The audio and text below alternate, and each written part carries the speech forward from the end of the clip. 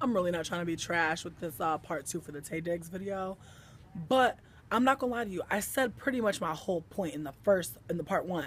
But I guess if I had to add anything, I would say that shout out to my followers, shout out to the people that hit me up. You know who you are. I can't remember your names. I'm not trying to be shady, but a couple folks actually, more than one person, hit me up and was like, "Girl, go and check out these interviews with Taye Diggs on Ellen and on Wendy Williams." And I'm like, okay. So I went down there, and the Ellen interview, it was just like, it was completely different from the Wendy one, because the Wendy one, you could tell this nigga does not fuck with Wendy. Like, you could tell he was just over this bitch. He was not really fucking with her. Wendy did fuck up the name of his damn Broadway show. He was pressed about it, girl. Pressed on nails, okay? But he seemed just lackluster, kind of aloof, and kind of just over it. And I want to say that he didn't really perk up and give us anything until we started talking about his new boo, who is this white passing black woman. And I want to also say that I think it's interesting that the story he told, because Wendy wanted to know the tea. How'd you meet? How do you know this girl? And he says that he was at the club, and his boys were trying to get him to talk to women that are super beautiful, model-esque type women, because that's not his typical. He's scary and all this shit. So they was like, "Oh girl, you need to go out there and just cast your net and pull back something." And he's seen this one woman, the woman who he's dating now, and he said, "I want y'all to bring me a woman that looks like that, but not as beautiful as her. Like someone that looks in the same neighborhood, but not that house, And the friends introduced him to her because they were just like, "You playing?"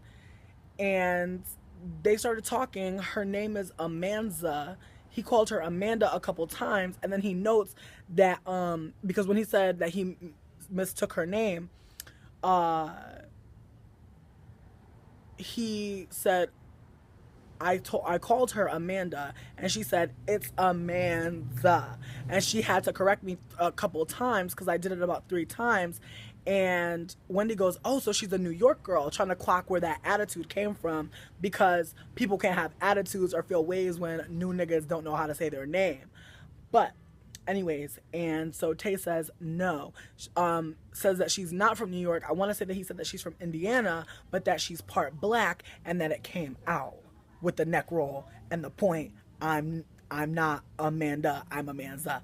So I just thought that was really interesting that Taye Diggs really was trying to say that the performative blackness of this white passing woman, because again, also, this nigga wanted his son to be called Mix so damn bad, but he didn't call this white passing black woman Mix at all. He called her, he didn't even mention a race. He said that she's part black, but then again attributed the seemingly negative or annoying or frustrating conversation with her where he was fucking up her name. That was when she was getting black. That's when the black came out, so to speak, is what he said. And Wendy didn't really take the bait. Like, I feel like she could have went with it, but I feel like low-key, I feel like the interview was kind of lackluster, and I feel like for her to kind of snatch him on that, I don't know how it would have went. Because Tay seemed like the type of nigga that, want to cuss you out, but he'll be nice. But I feel like on the low, he, kick a damn dolphin in the damn head. Like, low-key, I feel like that's the type of shit. I feel like OD rich folk, they might come off as super nice on Facebook talking about some, go fly a kite. That's what he really said. You could go fly a kite. That's what he said. But I'm telling you, these folks out here that be talking like, "Oh, sugar, hot darn," shit like that, I feel like they be just kicking dolphins and shit. They be finding endangered-ass werewolves and shit just to beat the shit out of and skin them or something. I don't know. Maybe I'm going too far. I don't know what rich folks do. I'm broke. But still, Taye Diggs, girl, I'm not here for you. Because I feel like you don't like black women.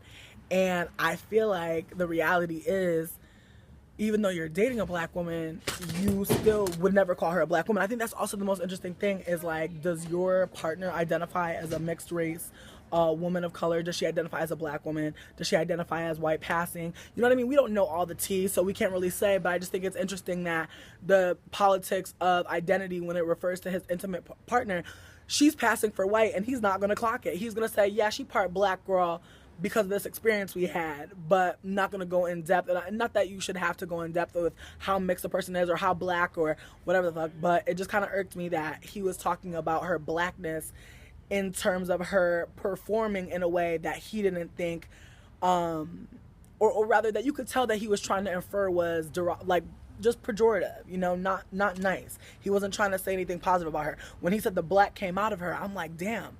If you black, you black, you always black. So whether or not she's sipping tea and crumpets with the queen, or she's telling you my name is Amanza, bitch, she's going to be black. You know what I mean? There's no, I don't think that when we talk about performance of blackness, I just find it interesting that like black men will really say some shit like, oh well, if you move your neck too much, point your finger too damn much, we don't really fucking see you, and actually we're going to read you, and we're actually, and but I also think in ways, because his partner is white passing and black, I feel like that is a very interesting relationship to be in with his views, because as you can tell, he's very anti-black. So it's very clear that he would get with an exotical ass black woman, a woman who is black, perhaps only through lineage, not experience. You feel me? And I feel like that's very telling. I feel like it's very telling that a darker skinned black man who's so caught up in his black son not being seen as black but rather mixed won't offer the same kind of platitudes for his partner. He'll say she has some black in her, in a negative. So that's how you know.